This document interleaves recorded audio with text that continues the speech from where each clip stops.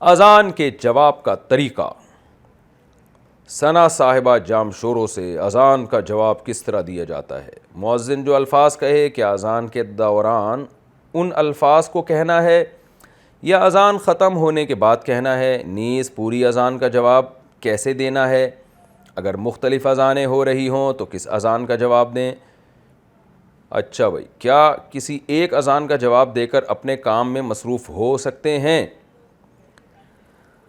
جی، سب سے پہلے جو آپ کے جو محلے کی مسجد ہے نا، جو قریب ترین مسجد، اس کی اذان کا جواب دے دیں تو کافی ہے، کیونکہ آج کل مائک ہوتے ہیں تو دور دور کی مسجدوں کی بھی اذانوں کی آوازیں آ رہی ہوتی ہیں، تو بس آپ اپنی قریب ترین مسجد کی جب اذان کی آواز آئے تو اس کا جواب دے دیں، یہ کافی ہے انشاءاللہ، تو اب اس کی فضیلت حاصل ہو جائے گی۔ اور اگر آپ کو یہ پتہ نہ ہو، جیسے خواتین کو نہیں پتہ ہوتا بعض دفعہ ممکن ہے، یا یعنی یہ نہیں پتہ ہو رہا کہ قریب مسجد کون سی ہے، یا اتنی زیادہ اذانوں کی آوازیں آ رہی ہیں کہ بعض دفعہ دور کی مسجد کی جو اذان کی آواز ہے وہ زیادہ تیز آ رہی ہوتی ہے، قریب کی مسجد کی کم آ رہی ہوتی ہے، تو پتہ ہی نہیں چل رہا ہے، کنفیوژن ہو رہی ہے، تو جو سب سے پہلی اذان ہو اس کا جواب دے دیں، باقیوں کا پھر بے شک نہ بھی دیں۔ اور اذان کا جواب دینے کا طریقہ کیا ہے کہ جو الفاظ مؤذن دہراتا ہے، جیسے ہی وہ خاموش ہو آپ بھی وہ الفاظ دہرائیں۔ جیسے مؤذن نے کہا اللہ اکبر اللہ اکبر، تو جب راہ پہ پہنچا آپ نے فوراً کہنا ہے اللہ اکبر اللہ اکبر۔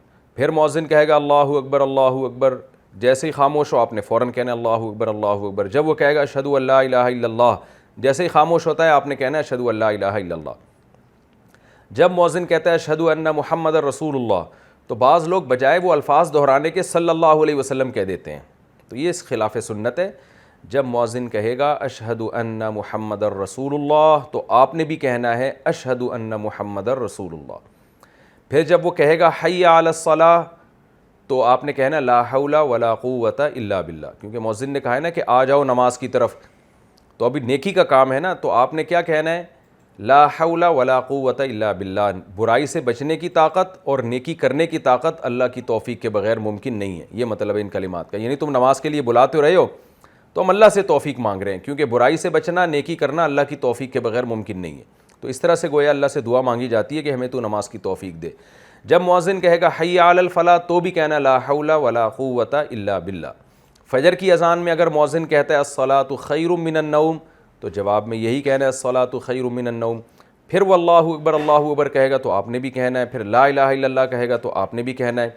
پھر جب مؤذن خاموش ہو جائے تو پھر اس وقت درود شریف پڑھنا چاہیے، اور پھر اذان کی دعا پڑھنی چاہیے اللہم رب هذه الدعوة التامة والصلاة القائمة آت محمدا الوسیلة والفضیلة وابعثه مقاما محمودا الذی وعدته انک لا تخلف الميعاد۔ اس میں جو والدرجة الرفیعہ کے الفاظ ہیں یہ ثابت نہیں ہیں، تو وہ جو درود شریف اشہد ان محمد رسول اللہ میں پڑھنا تھا نا وہ اذان کے آخر میں پڑھیں۔